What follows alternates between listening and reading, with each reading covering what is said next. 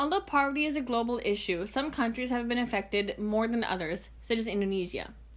In 2018, Indonesia's poverty line was recorded to be just $1 per day. This is not nearly enough money to provide adequate food and shelter for these individuals and their families. Out of a population of 270.2 million people, about 26.42 million live below this poverty line and are struggling to survive. Fortunately, in 2017, the poverty rate was cut to 27.6% and then was cut by more than half to 9.78% in 2020. Although Indonesia has made great strides in recent years regarding poverty, there is so much more work to be done. In 2018, 73.9 million individuals, or 30% of the population, were either poor or vulnerable to falling back into poverty. The constant fear and worrying that comes along with poverty can be detrimental to people's mental health.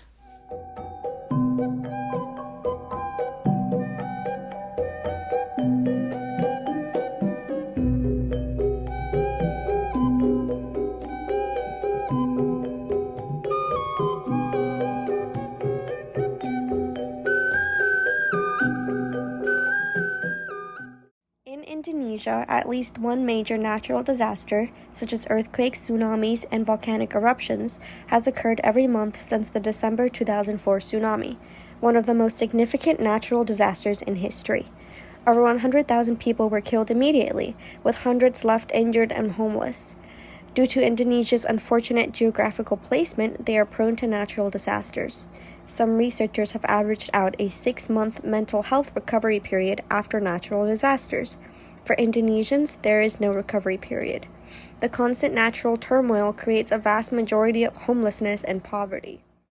In these past years, there has been a 6% inflation rate for food for two reasons. The first is that Indonesia has a very low farm productivity because of their outdated technology and standstill progress in crop development, largely due to the unpredictable natural disasters. Secondly, Indonesia is not allowed to immediately accept more food imports, even if there is a shortage of food. Therefore, the price of food keeps rising while the Indonesian people make the same wage they have made for decades.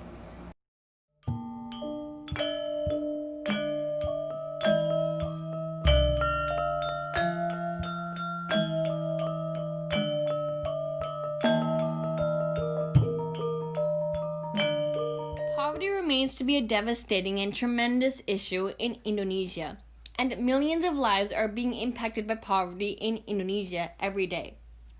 However, many do not consider the mental health issues which many impoverished Indonesians face along with their other daily challenges to survive.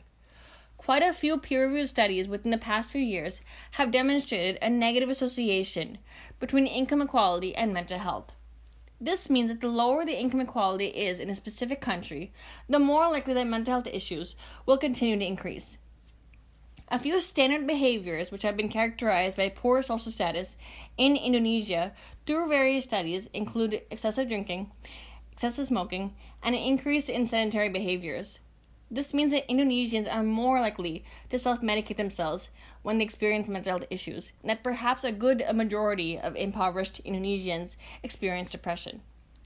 Mental health issues amongst those who are suffering from poverty in Indonesia must be addressed, and Indonesian policymakers must develop strategies to create more mental health services for the poor, as well as institutions where those suffering from mental health illnesses are not dehumanized in any way whatsoever. If mental health care does not become a social norm through policy development in Indonesia, it will be very difficult to make sure that all Indonesians, especially those who suffer from poverty, have equal access to adequate mental health services.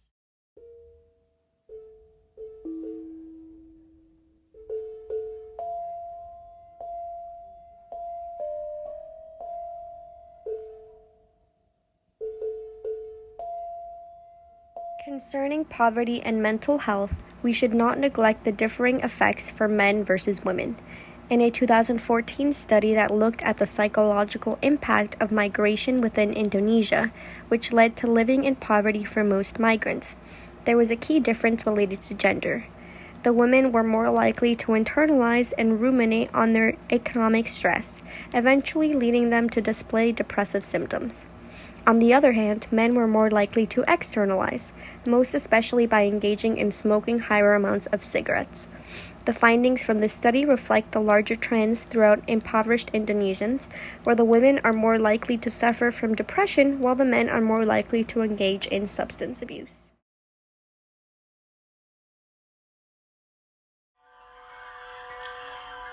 Kalau saya mengingat masa lalu saya miris juga karena di saat saya masih berusia muda di mana saya harus menikmati kebahagiaan seperti anak-anak yang lainnya. Pada saat usia 16 tahun saya sudah menjadi pekerja seks atau pelacur. Karena pada masa itu seorang waria mencari pekerjaan sangat susah karena tidak ada orang yang menerima seorang waria bekerja, walaupun menjadi pelayan toko pun gak ada. Dan hanya satu jalannya, ya itu jadi pelacur untuk menyambung hidup, untuk makan, untuk beli pakaian.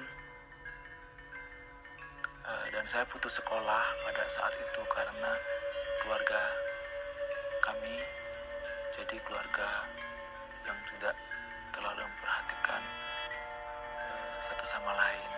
Jadi kita masing-masing.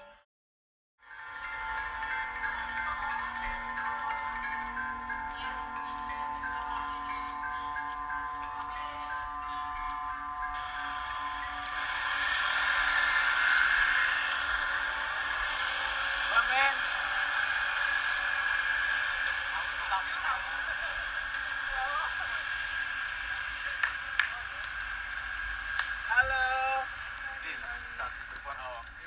Apa kabar? Baik, apa kabar? Apa kabar? Apa kabar? Berapa tamu dapat? Oh, good. Aku juga mau. Semua kesini kumpul. Aku mau cek ada tas, ada kondom nggak? Ada, Mami. Cek. Ini buat benerin polinya Bunda. Oh.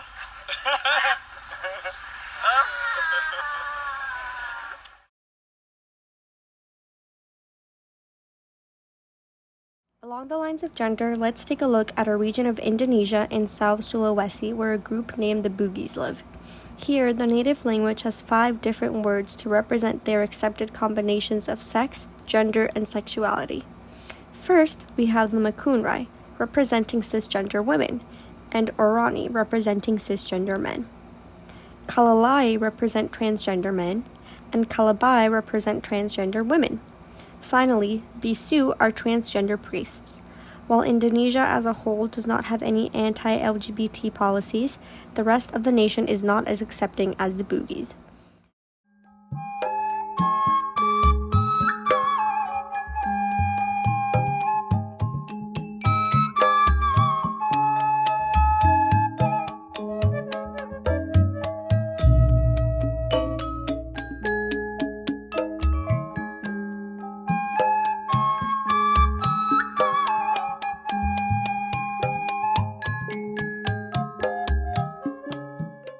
Anti-LGBT discrimination has an impact on poverty for a variety of reasons. First, discrimination towards LGBT students lead to bullying, decreased attendance, not having family support for higher education, and other barriers to education. The impact of not having a quality education means that these individuals are at a severe disadvantage in the working world. Another factor leading to poverty is employment discrimination, where LGBT Indonesians are less likely to be employed. Finally, LGBT Indonesians face health disparities, especially a high prevalence of HIV. Since they struggle to receive proper health care, this prevents many individuals from being able to work.